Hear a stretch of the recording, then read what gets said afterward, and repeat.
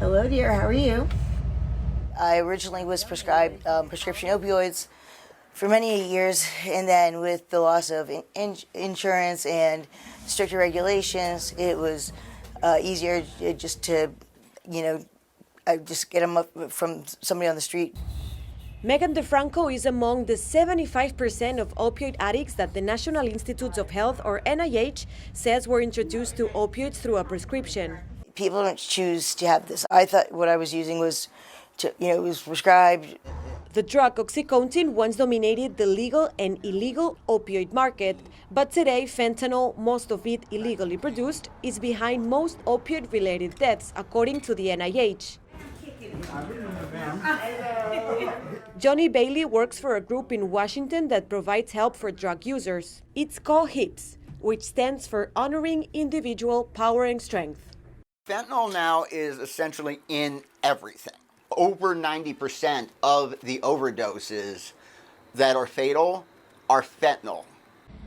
According to the U.S. Centers for Disease Control and Prevention, more than 150 people die every day from overdoses related to synthetic opioids like fentanyl. Back here is where we have showers. It is so depressing sometimes because you're just inundated with death and like poverty and stuff. It took the death of someone close to DeFranco to get her to stop using. She began a detox program at HIPS.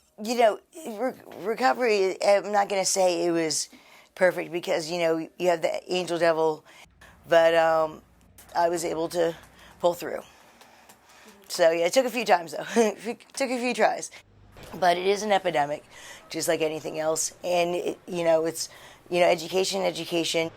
The National Institute on Drug Abuse says between 40 to 60% of people who try to quit using opioids relapse. And inside is this. Johnny Bailey is a recovered addict. I'm coming up on 10 years. And when I got myself together, I went back to school to get a social work degree because my mission was to be able to bring the things to people that I wish I had. I went from being unemployed in a squad, high school dropout, separated, to having my marriage be fantastic. Opioids are a global problem, particularly in the U.S., where they are the leading cause of U.S. overdose deaths, according to the CDC. Júlia Riera for VOA News, Washington.